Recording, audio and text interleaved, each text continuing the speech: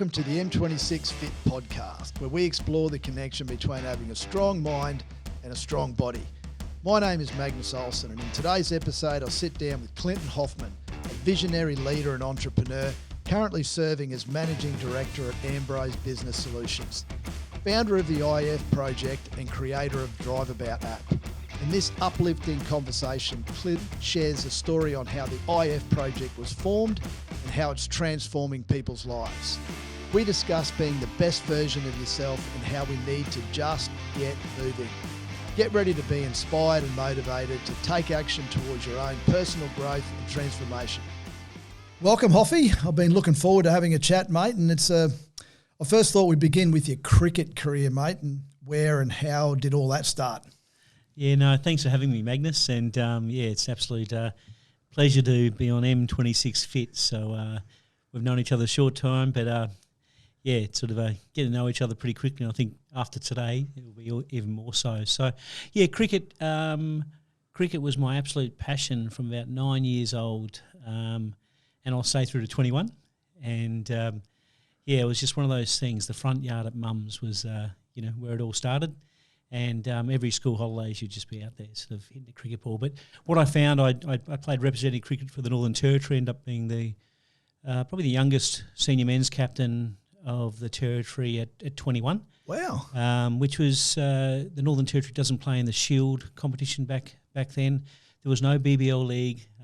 One-day cricket was sort of was really coming to the fore. But, cricket's an interesting game because there's... only the states have their Shield sides, and only 11 can play at any one time. So, 77 first-class cricketers, and then only 11 can play for Australia. So it's a really interesting one because, having a good representative level, then playing semi-pro cricket over in England for a couple of years, which I enjoyed immensely. But, that sort of petered out pretty quickly when, you've got a career which pays, more money, and I became a chartered accountant. But looking back now, I had a coffee with Darcy Short on Saturday morning. He was up here with the Hobart Hurricanes playing the Brisbane Heat. And, caught him up for sort of half an hour before he jumped on the plane to continue on. But I was talking to my wife, Martina, who also met Darce, because he's an Indigenous cricketer, and Martina's a lovely Larrakia Warai woman. And it was interesting, reflecting with Martina after, talking to Darce, that now with the BBL, perhaps back in the day, I would have been good enough to play in the BBL league, but it just wasn't around. It's obviously a lot more... It's morphed, hasn't it? Yeah, and it gives a lot more opportunity to people like Darcy, etc., that play at a very good level with their style of game and earn $1 out of it. Yeah. So, very interesting. So, really enjoyed cricket. The mates I met, as a batsman, you make one mistake and you're gone. So if you play over 3 weeks, you make 3 mistakes very early, you could be 3 globes and be back in the shed. And so it's a very, mentally tough game. Yeah, would be. I also, up in the Territory, I got into my AFL football and, you could drop a couple of marks in the first quarter and kick the last goal of the day and be a hero. Yeah. So, cricket, absolutely love it. Love watching it now. I love my Test cricket. But the era I played was interesting, people like Matthew Hayden, Justin Langer, Martin, Damien Fleming, Shane Warne, got to play against all those names. And when you think about it, I sort of, concentrated on my professional career at 21, whereas those guys all went on to play for Australia for the next 10 and 15 years without too much movement. So I was very blessed to play in that era of some very exceptional players. And now, like, Michael Kasprich is a great mate now that I played against back then, and he went on to have a really good career just on the cusp, playing a number of tests for Australia, but the second highest wicket taker in Sheffield Shield. But he was that good, but probably would have played more test cricket had it not been the era. He was it's a lot of luck, a lot of timing, but back in my day, only 11 blokes could play for Australia. Yeah. Interesting. Michael Kasprich, he was the bank teller at Suncorp Metway back in the day when I'd go in there with my tradesman's check on a Friday afternoon, and he just started playing for Queensland. So fantastic. Incredible, yeah. So small world, isn't it, Marcus? So, Magnus, a very small world, and then you're at the cricket with him just before Christmas on the IF day. So exactly, fantastic. Awesome. So the IF Men's Project, mental health. How and why this all came about, mate? I'm curious. Yeah, no, it's a beautiful project. So there's a famous poem by Kipling called "If," and it's a father advice to a son. There's 12 ifs, and it was actually written over 100 years ago by Rudyard Kipling for a mate to give to his son who was going to the Boer War. And it can be tracked back to the Indian Gita, believe it or not, but it's 12 universal ifs that, if you can keep your head, if you can trust yourself, if, and it ends up with, if you can do all this, you'll be a man, my son. So I've always loved the poem, but I didn't get the poem from my father. I was given it by a colleague at Ernst & Young on a leadership course. He pulled out this poem from his wallet. I was about 28 at the time, and he said, "Clint, here, I reckon you'll get a bit out of this poem." So that's the first time I read and saw the poem, and it's very impactful. So I'll reverse engineer that now, and I've been the benefactor of a very good therapist since I'm 52 now, but I started seeing a therapist called Barry Hogg when I was mid-30s, and for me that was against the norm. I was the cricket captain, the football captain over the years, and all that type of stuff, and in leadership roles within work, good Aussie male, but none of my mates were proactively seeing a therapist. Yeah.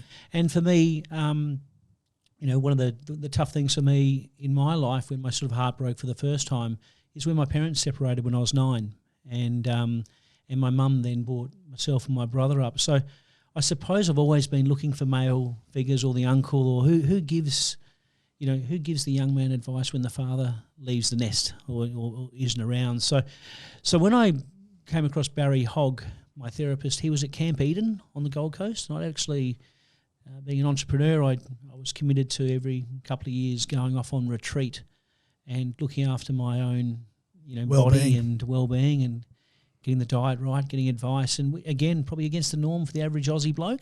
Yep. And especially at that age. So when I went to this retreat, Barry Hogg was the life coach at the retreat, and you could actually then get sessions with him as well. And I'd come off a really tough 9 months in business, and Magnus, you know what that's all like, and I was spent. And I went to this retreat and almost just collapsed. Would go to the life coach course every night that Barry facilitated, and he just really resonated with me. So I had about 3 or 4 extra sessions that I booked with him. And geez, it started to, become cognizant of life's journey. I just really got on well with him as a therapist. I clicked. I was lucky. And then I committed, to basically seeing him. I had a property in Brisbane, so I'd fly from Darwin to Brisbane and come and see him on the coast out of Currumbin, and basically seeing him sort of fortnightly or monthly when I could get down, or talk to him over the phone. So he just started providing some very good tools and frameworks for me to help manage the day-to-day life, to help me manage entrepreneurism, help me manage personal relationships, but just grow as a 30-year-old, mid-30s man, and, started to just be the guy I could bounce off, and a real beautiful mentor. So fast forward, a lot of my mates were intrigued by, what are you going to see Barry about, and he was almost a Mr. Snuffleupagus character. And I say, well, Jono, I spend the first 10 minutes talking about you, and Peter, I spend the next 30 minutes talking about your problems, and I just sort of ham it up. But I definitely had my mates who were just intrigued, what are you doing seeing this therapist? And having worked a lot in America, it's a little bit different. There's if you haven't got a therapist, there's something wrong with you type stuff. So, it was just a joy. But there was this sort of intrigue by my mates, and one in particular, a very dear friend of mine, a gentleman by the name of Jeff Redpath, who we nicknamed Twinkles, because he was a Maryborough boy that came up and worked for KPMG in the Territory. And he came out and played in the reserves with our university football club.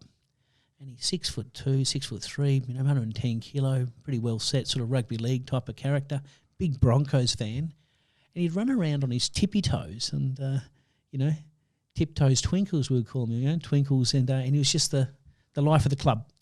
And for a Queenslander up in the Territory playing AFL was, he sort of gave it his best. But he suddenly became one of those people around the football club that was a big character. and a really lovely bloke, and very empathetic, and mine and his friendship started to grow very strong over many years, and I think I was probably about 45, he was 42, and we just had this conversation. He was always intrigued about Barry and what I did with Barry, etc. And then sadly, Twinkles passed away. He took his own life about 2016, and it shocked the community of Darwin. It shocked the community of Maryborough and Harvey Bay, where he was living at the time. A beautiful wife, Kim, and her two sons, great young men. And I think everyone was just gobsmacked. And I remember going to the funeral. It was a massive funeral befitting of him, and there was beautiful photos. He was that sort of guy that him and his partner took photos wherever they went in the world. So, this is before photos on, cameras on phones and that type of stuff. So, yep. And there was this amazing PowerPoint presentation that I think Daniel Hunges put together throughout the funeral, and I went, wow, this guy lived about 3 lives. He packed it all in. But afterwards at the wake, I saw all these really tough Queensland men, and we all sort of drinking our beers and crying in our beers, and I just thought, geez, I was really worried about the cluster effect of suicide that can occur when you have a prominent person's suicide. There's research around it, opens a gateway for others. And I thought to myself, I went back to a conversation I had with Twinkles only a couple of months earlier, and he was sort of asking me more and more questions about Barry. And the sad thing is I never got to introduce him to Barry, my therapist. And you can't take anything back. And I thought, what can I do here? And I thought, these 600 blokes at the funeral, they all need to see Barry. And I jumped online with some of the excellent government websites, Beyond Blue and those type of websites, and I did some surveys, mental health surveys, and I was sort of being diagnosed as mildly depressed and I need to see a mental health professional. And luckily I had Barry. Yep. But I thought that's a big step to go onto that website, and then there's another big step to go and see someone. And then just back with my accounting hat on, or the economics hat on, if those 600 men needed to see Barry right then, right there, if they all lined up, he's only got 40 hours in a week. Yeah. So, demand will outweigh supply, which is happening in the mental health industry worldwide. So, I sort of thought, how can we tackle this problem? And, I have my own business called Ambrose Solutions, where I like to think I come up with some solutions. And I do a lot in what's now called the EdTech space, so educational content sitting on technology devices. So I thought, how can I get Barry onto my mobile phone? Yeah. How can we get some economies of scale in this? And I thought, okay, maybe I get a whole heap of video content that I can build onto an app that these 600 men could download and watch some of, Barry talking about some techniques or some tools, etc. But working in the EdTech space, one thing I know is you need a hook. Why am I downloading this app? And I knew that most men aren't going to download a Black Dog app, or they don't want an app. Maybe they don't want the Beyond Blue app on. There's a whole heap of stigma. That we're trying to break down. And I just thought, and it was like a bolt from the blue. It came back, why don't you use the if framework? So quite simply, there's 12 ifs.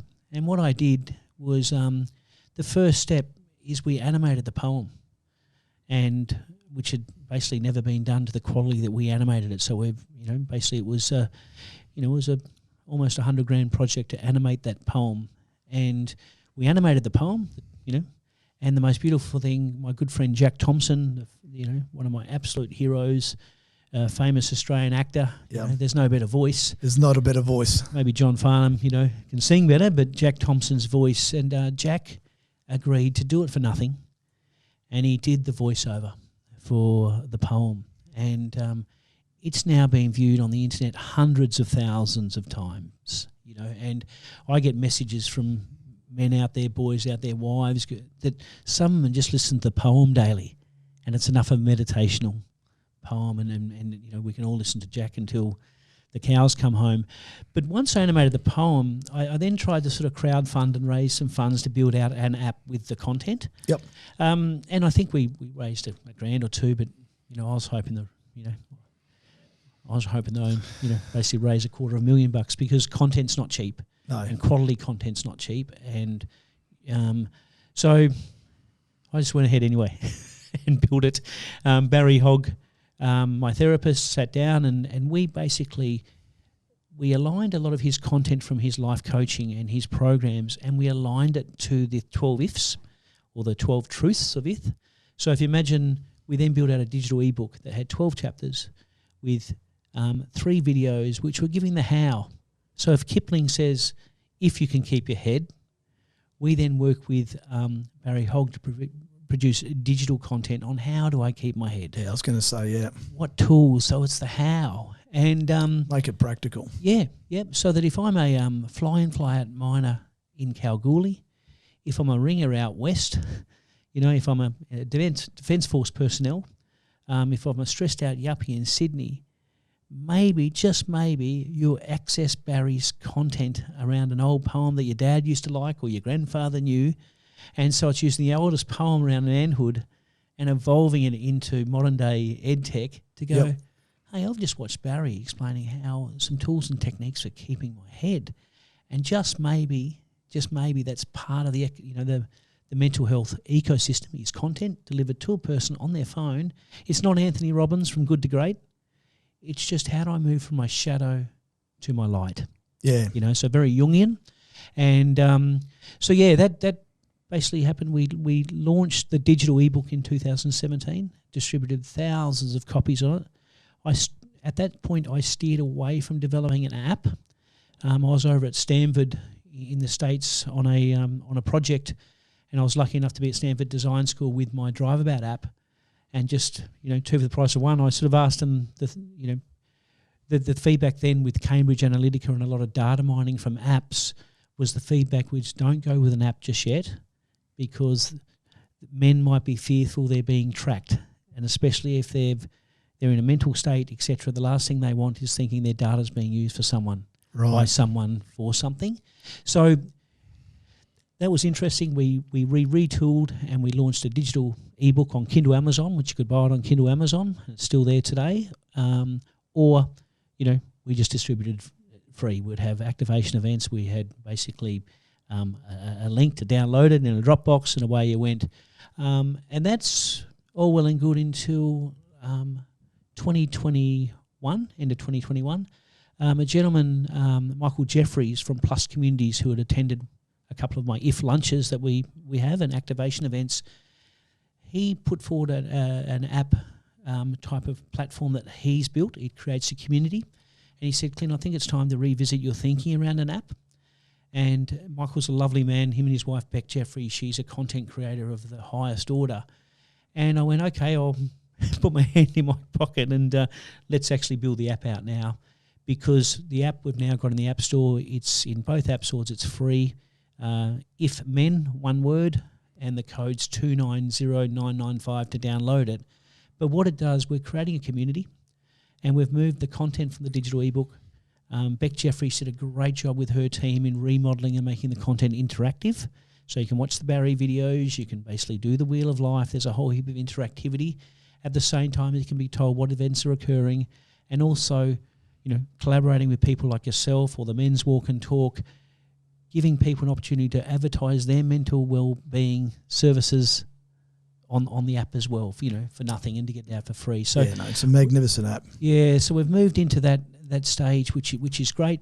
I've always been taught with my business, I'm a chartered accountant, always build minimum viable product, market test it, and get it out there and evolve it rather than spending too much time in the business planning process. So IF's a tremendous project. Michael Kasprich jumped on board as one of our champions. He led 120 of us, and Magnus, you're one of them, to the Gabba for the test match recently, and everyone was in caps and full uniform. Awesome day. Yeah, it was just to have 120 of you there, but we got on the scoreboard. They put our QR code on the scoreboard at the Gabba, which was a dream of mine.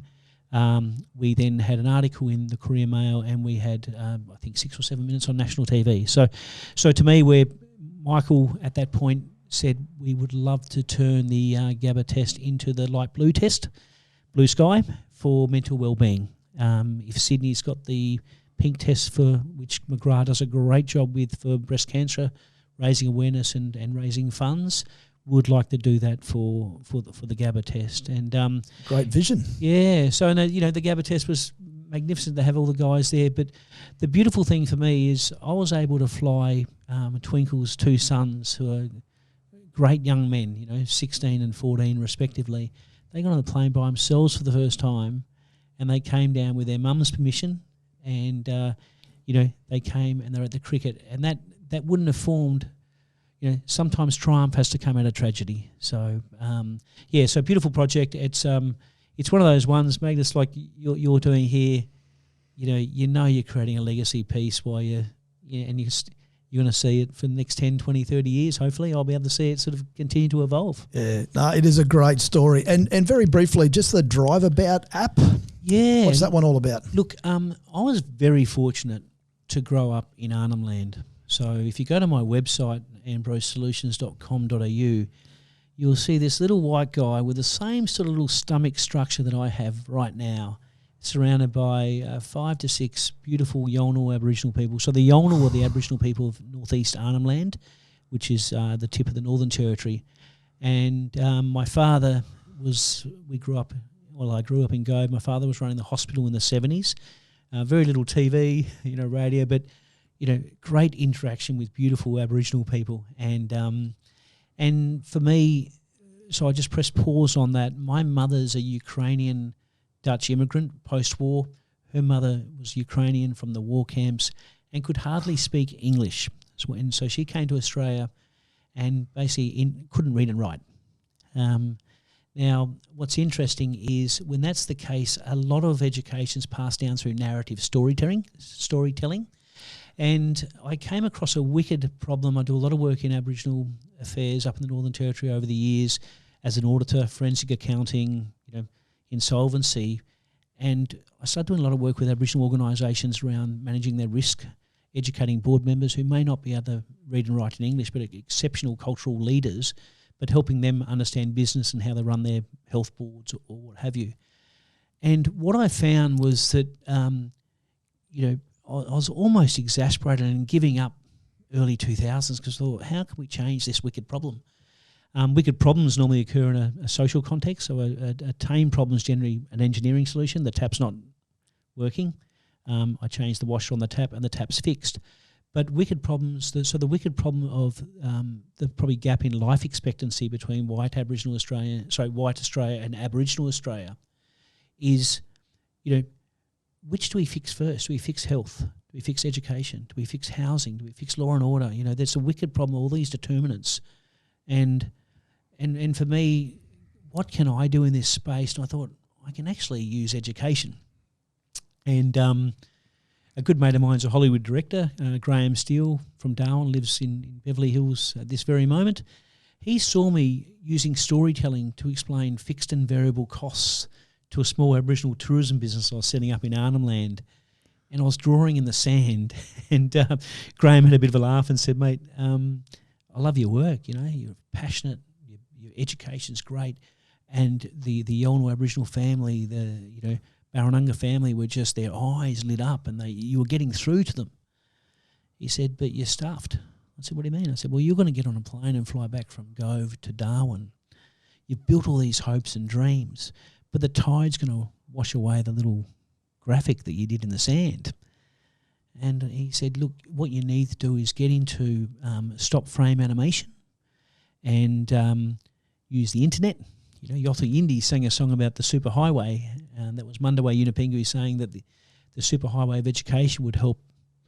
And so I was interested. This is 15 years ago, and he showed me some examples of very good animated education in America by a group called Common Craft. I connected with them, tried to get them to do some stuff with me. They got bought out by Microsoft. But if you think about it, where we grew up, Magnus, you watch Slip, Slop, Slap, don't be a litterbug and don't be a norm. And that's ingrained in our subconscious, really. And our skin cancer rates, obesity rates have dropped as a result of that, our generation. Yep. And I don't know if you're like me, I used to tell Mum, don't chuck the cigarette out the car window, and, I'd be slapping all through my career with sunscreen and, and don't be a norm, get off that couch and do something type stuff. So with that in mind, I'm working with Aboriginal people who are illiterate, unable to read and write. And in the Northern Territory, 35% of the prison population, and they're overcrowded prisons, are Aboriginal people who are there for driver's licence offences that are compounded by the fact they never had a driver's licence. So you ponder that. No licence, driving an unregistered car, speeding or DUI, you go to jail.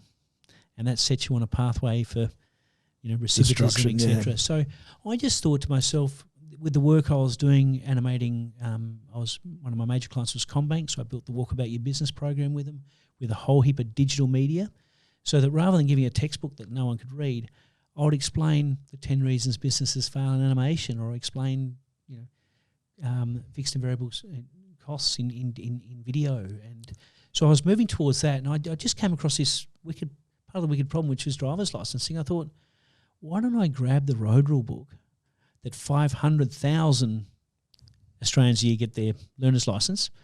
No one reads the book. You've got a 30-year-old son. I reckon he practiced the test online back in the day, or back in my day in 1987 when I got my license in Darwin, we had the 3 tests that the MVR used, and we just hand them around and practice the test. How is that really going to help me overtake a road train when I'm on the Stuart Highway in the Northern Territory if I've never actually, learnt the road rule and road safety principles? So one thing led to another, and I thought, wow, I can have a real sort of solution to this Indigenous problem, but I've actually got a market of 500,000 people getting their learner's license. So I ended up basically building the DriveAbout app. It came through Senator Nigel Scullion at the time. I was a benefactor of some funding from the Aboriginal Employment Scheme, because if you don't have a licence, it's very difficult to get a job. That money I used to basically help animate the whole road rule book. So we've got 2.5 hours of animation. And normally educational animation comes at about $450 a second from start to finish. That's your production costs. And I then put all that content into 8 Aboriginal languages and English, which has never been done at that point, and it still hasn't been done today. That's incredible. I didn't realise there were that many different Aboriginal languages. Probably, if you walk back to time of white settlement, there's probably 256 Aboriginal nations. They would have all had their own language and different. So there's our 8 languages, because we've got 2 Creoles. We've got Kimberley Creole and Torres Strait Creole, which is sort of English Aboriginal sort of. Right. Is we've got coverage probably 95% of Australian Aboriginal, but it's in Yolngu Matha, which is northeast Arnhem Land. It's in Arunda, which is Alice Springs Way. It's in Pitchinjara, which is up through the South Australian. But it's fascinating when you can teach someone in their language, right? And especially First Nations, if you can teach them in their language, you're being respectful of them. But you're also, I've had mothers come up to me, thank you for caring about our kids. So it's a beautiful project, and but yes, and also I got pigeonholed a bit as it's just an Aboriginal app. No, it was in English as well. And now, I with great pleasure, last year in August, we released a Ukrainian version in honour of my grandmother, where, as a result of the Ukrainian crisis, we're getting displaced Ukrainians coming to Australia. So it's almost like my grandmother revisited. They haven't had enough time to learn English. It's basically a lot of mothers and their children, because the men is back there fighting. So if you're looking to get employment or what have you, need a driver's license, and if you can't read and write in English, it's very difficult. So so last year we basically created the Ukrainian version. We gave free digital ebooks out to the Ukrainian Society of South Australia, and they were going straight to Ukrainian displaced immigrants coming here. And the people, I wasn't there when we launched it. Some of my team were, and they said there was actually people with tears in their eyes, because the one thing you're going to do if you're coming with PTSD from Ukraine to Australia, the last thing you want to do here is break a law. So, being able to see the road rules in Ukraine. And if they're working as a fruit picker out in, the Riverland of South Australia, they've got to drive a car, and overtaking a road train, you can go onto our content, and we have expert animation explaining how to overtake a road train correctly. So it's a beautiful project. I think like a lot of the stuff I do, it tends to be about 5 years ahead of its time, 10 years ahead of its time. We're starting to get the really good take up now, and I think you saw how pumped I was before Christmas, where I came up with the fact that you can go and buy an L plate from an Ampol service station at the moment. It's magnetic and it's the same. We've been buying for decades. We're now creating an L plate. We've got the prototypes where we've got a QR code to our app. So when you buy your L plate, you've got 2.5 hours and you can choose your language of road rules. So we're now in Chinese, Hindi, Spanish, Ukrainian as mentioned, Farsi, Dari and Vietnamese. So yeah, to me, it's one of the things that are missing in the Australian road safety statistics is I ask yourself, when's the last time you did a road safety refresher? Yeah. We're also focused on the workforce now with industrial manslaughter laws. We've created a road safety refresher using the content so that as an employee, CEO, director of a company, you're doing everything to educate your employees in the workplace. It's the biggest killer in the workplace is road trauma. So why aren't we being more educated in those matters? Well, that's fantastic, getting that latest technology in to re-educate. Well done. No, it's one of those ones. And Marcus, I think, speaking to you, sorry, Magnus, that's two fines now. Okay. Magnus, just talking to you around, your entrepreneurial journey, but getting that product market fit, going, I just thought when I launched DriveAbout in 2017 in the App Store, it's one of the best apps you ever see. I knew it. Another 90 people did.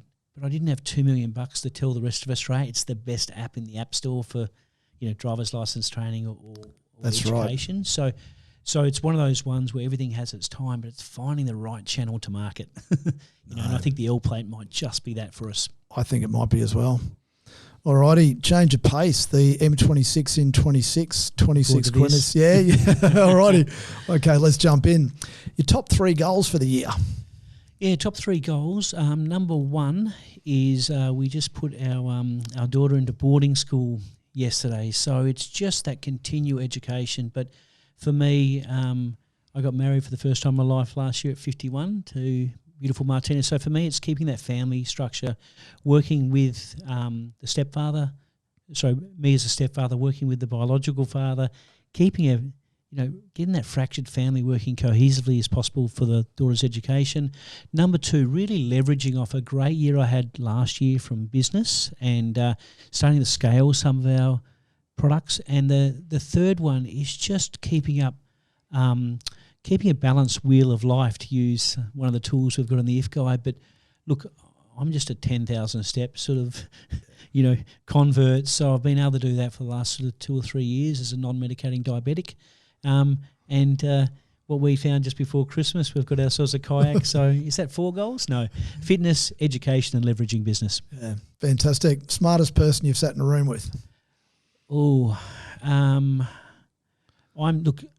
Jack Thompson for me. I went and visited him last year with my good friend Graham, the Hollywood director that came over, and we had 3 days with him. And look, I talk a lot of fluff at times and I add GST to everything, but Jack Thompson is in that, he's 82 now, and there wasn't a bit of rubbish that came out of his mouth, and some of the insights, theological insights, lived experiences, and just he was that real self-actualized man. So if not the smartest, the most self-actualized man I've sat in the room with. Okay. The most important lesson you've ever learned? Always balance your cash flow with your dreams in business. So I've got out of whack a bit of times, but yeah, you cannot get the dream without the cash flow. Yeah, okay. And in one sentence, how would you describe discipline? Discipline is you must have a North Star that you're congruent with, so you have your heart and mind are both locked in, and I believe if you can lock those 2 in, you'll find the discipline to achieve that goal. Yeah, okay. Well said. The greatest decision that you've ever made, do you think? Oh, look, I'm going to have to say getting married last year. It might sound all a bit romantic, but getting married at 51 to a woman that I've known for 38 years, friends for many of those. We got together, 3 and a bit years before we got married. But for me, it was the and I'm proud I got my wedding ring on, but, to wait to 51, and for me, it's the smartest decision because it allowed me to finally be a man, if that makes sense. 3 words to describe life as a professional cricketer. Yeah, I might just whack semi-professional cricketer in there. Look, that if I used that time when I was over in England playing semi-pro, I absolutely loved it. It was glorious. You're playing in the home of where cricket is, and just learning everything about yourself. Yeah, it would have been an amazing experience. It was absolutely, and especially from a boy from Darwin, right? Houso commissioned Darwin, and it was just an eye-opener at every level. How old were you when you got over?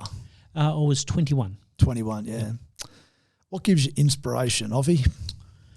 Oh, what gives me inspiration is when you can make a difference. One is just being the best human being I can be, and that's not easy a lot of times. There's a lot of things to iron out. But I just think seeing other people help other people, and kindness and everyone wanting to be better human beings. So that's inspirational. Yeah. When someone does what they don't have to do to help someone else. Yeah. Do you have a favourite saying? At the moment, it's blessed to those who go through the fire and bring back buckets of water to those still going through it, would be the one I've got at the moment. Yeah, yeah. What's the single biggest thing, obviously with the background taking IF men into consideration, the single biggest thing you think that we could all do right now to help combat mental health? I just think you've got to get moving. Exercise is such a big part of it. I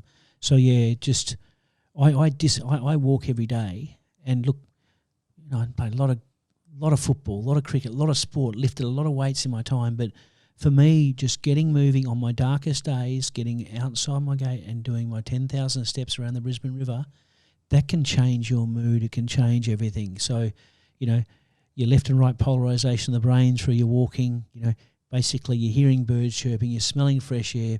But I know I've never come back from a walk feeling worse than when I started. No. So those small, pardon the pun, step by step. But I just think get moving. And if it's 500 steps to start with, it just, I think it's such an important plank, just moving. Yeah, yeah.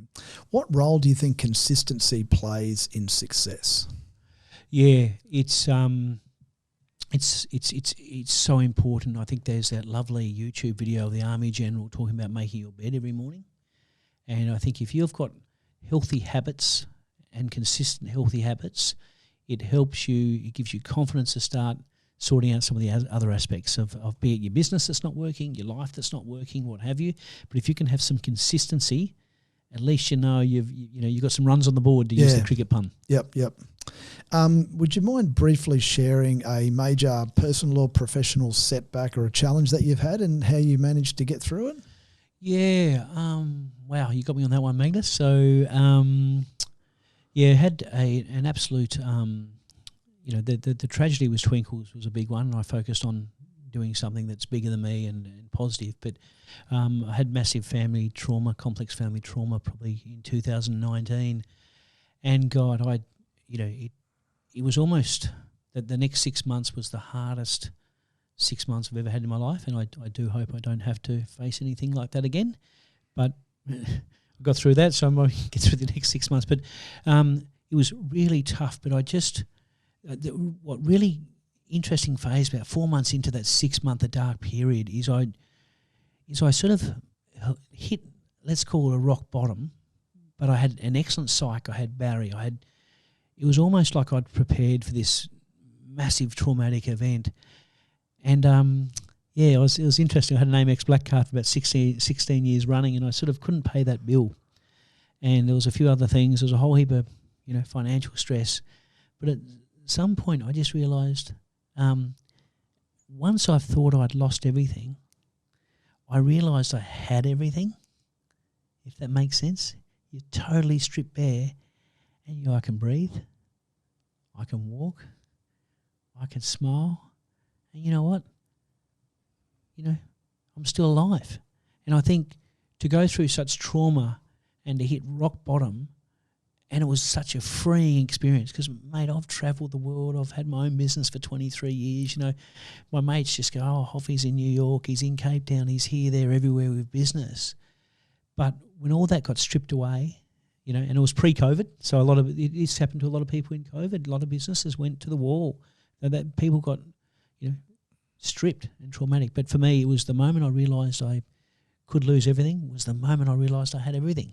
So yeah, it was very freeing, and I remind myself that every now and again when I feel like I'm back on the treadmill. Yeah, no, thanks for sharing that, mate. That's a great story, and really glad that you made it out the other side. Yes, and yeah, renewed vigour and. She was a hot fire. Yeah, well done. The impact on nutrition on your health. Yeah, a really good question. I'm a type 2 diabetic, and it came as a shock. I got a diagnosis 3 years ago, and working with my psych was interesting because the doctor immediately gave me medication, metformin, to have, and my psych worked through me at the time. She said, look, a lot of the new age research around diabetes is cortisol. So that period of 6 months of complete stress I was going through, it felt like I had acid blood. And in hindsight, that's probably the cortisol just pumping through in constant state of fight and fright and just wired stress-wise. And so, yeah, it came as a shock to me that I was 48 and a half years of age, I'm suddenly a diabetic. And so what that showed me was that, yes, you know, this cortisol was spiking the sugar levels, but I had to really get my diet under control, I'm a sugar junkie. So I was a lot of sugary drinks, Coca-Cola, you know, lollies, all this type of stuff. I ate a lot of carbs. And yeah, never been a big beer fan, but realised that beer's got carbs in it and just spikes your sugar levels type of stuff. So for me, is my diet perfect? Definitely not. But I've become a lot more cognizant of it. And I would just warn anyone out there, get off the sugar.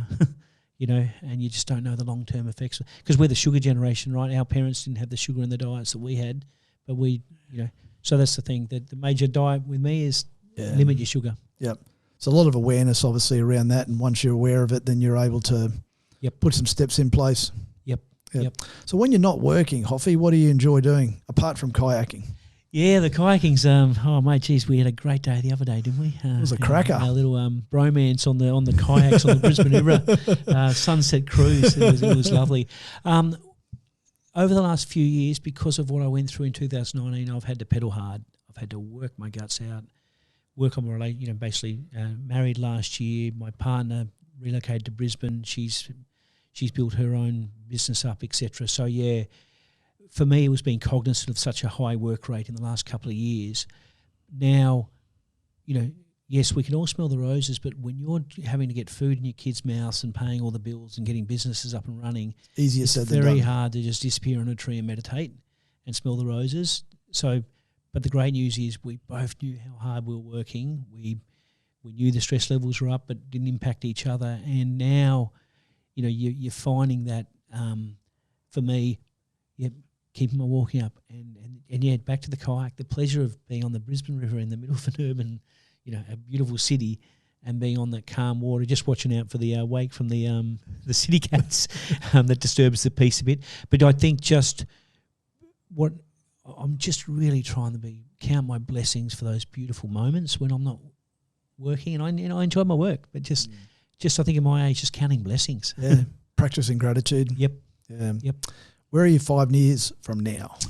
I'm hopefully in the same spot. You know, LJ, you know, she'll be in her grade 12.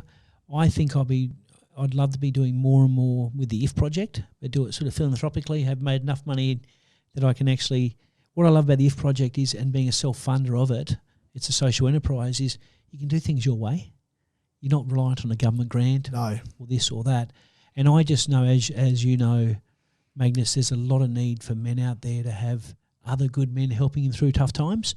And I think that's where I'll probably be more of a, hopefully from a work point of view, and still being a bloody great husband and a really good stepfather. Yeah, fantastic. So from an accounting perspective, what do you see as a real common mistake that you see in small business?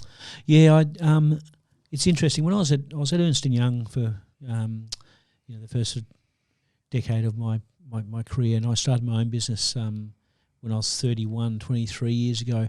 But what I used to do is it was really easy when you're at Ernst & Young. It's all theoretical when you're advising businesses, but when you're in your own business, it's so bloody tough, you know. So from an accounting point of view, stick to your core business.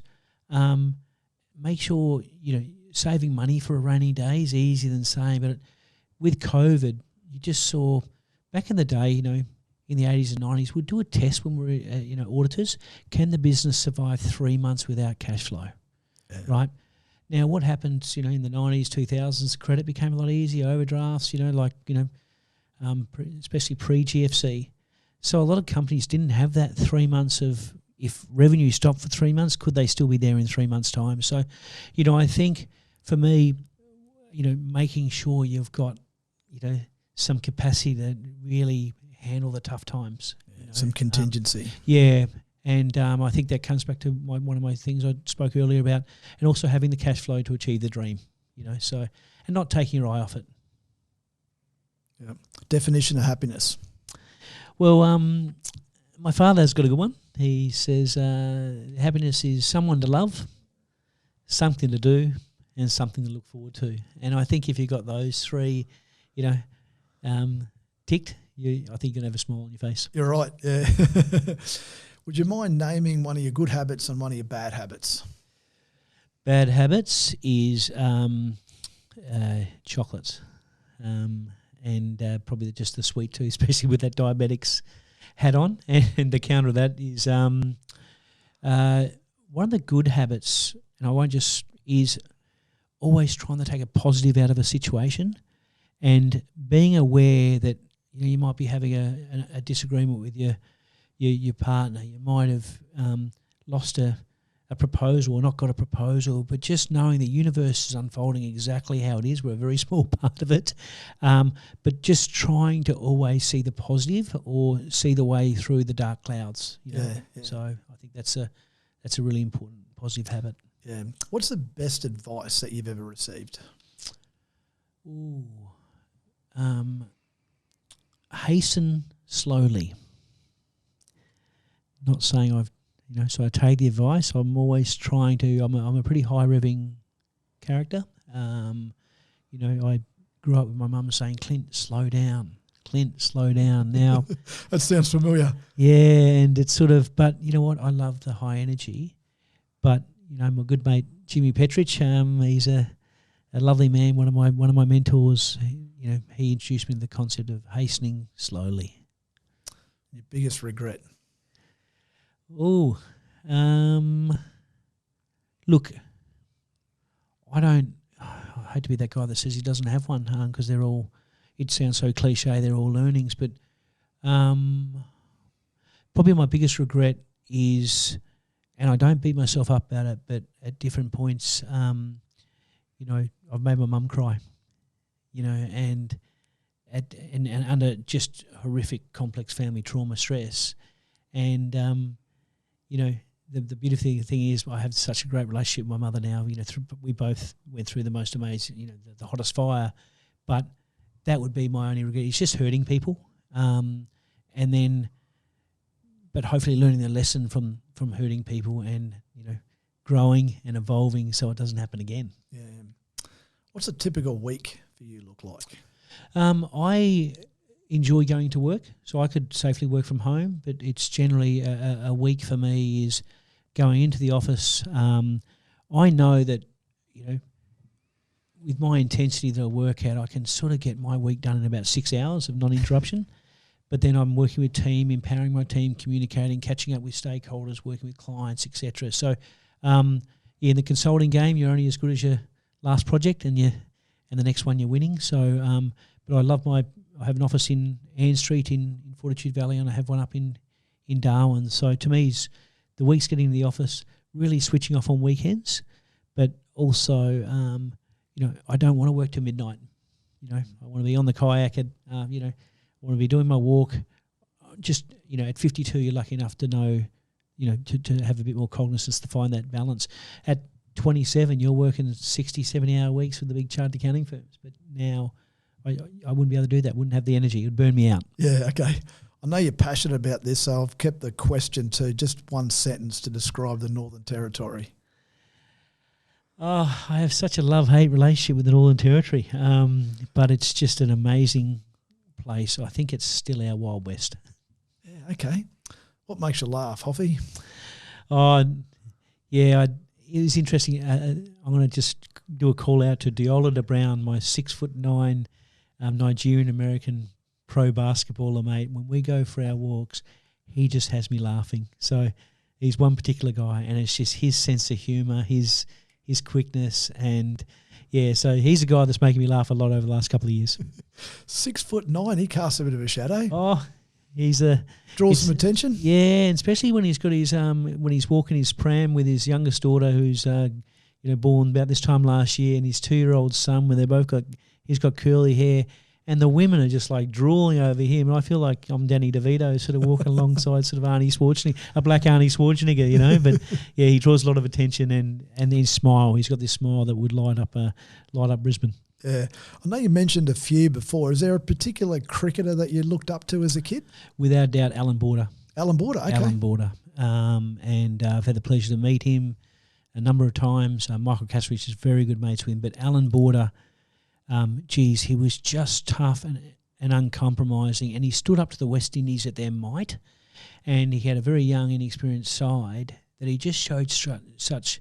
He'd be the opposite personality to me, I'd have 1,000 words for his one, right? And what I hope is when the times got tough on the sporting field or what have you, or in business, I've had an Alan Border application, but he's just he led by action, and there's just on I think it's KO at the moment. There's a 3-part documentary that I just watched that's just come out, and really interesting. Such a humble man. He gave himself 6 out of 10 for leadership, and I think the rest of the planet I think gives him 11 out of 10. I agree. He was a great leader. Oh God, I just got goosebumps talking about him. Yeah, fantastic. The top 3 books that you've read. Yep, 10 Habits of Highly Effective People. Yep, great read. I love The Power of One as a kid with Bryce Courtney, and I love some of Bryce Courtney's quotes, not in that book, but more broadly. As a South African, he talked about the Australian tall poppy syndrome, and he said if you cut down all the tall poppies, all you're going to be left with is weeds. So, yeah, The Power of One's a remarkable book. And, look, I'm going to say the Bible. I count myself as spiritual. I was born and raised Catholic, but I picked that Bible up and some of the parables and some of the learnings. You go, geez, this is well before its time. We might have to animate it. Absolutely, yeah. And a game-changing tip or a piece of advice for us. Game-changing tip is, if I look at a problem, you feel like you're up, flip it. Look at it from another angle. Just flip it. Okay. And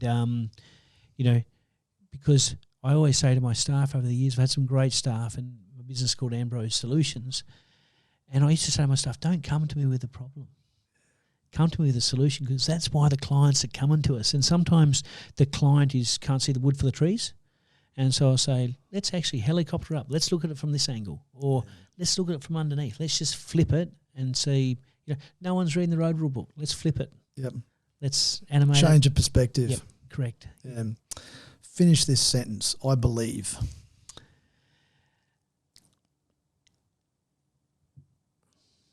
I believe that the good guy wins at the end of the day. Yeah, I agree with that. Well, Hoffy, it's been an absolute pleasure having you in today, mate, and I've loved what you're doing, and I love what you're doing with IF Men and all of your projects and your passion. You've been a champion, mate. Thank you. No, absolute pleasure to be on here, and I just love your format. Those 26 questions, geez, they get you thinking. You prodded, you picked, and it's a really good format. So congratulations on what you're doing, and look forward to doing a lot of collaborative stuff with you. So, mate, look forward to seeing you on the river. Happy days. All right, cheers, mate. Thank you. And I hope this Strong Mind, Strong Body series empowers and inspires you. Make sure you've subscribed to our channel and leave a comment if you enjoyed today's podcast. You can also check out our website for more info about M26 Fit at m26fit.au.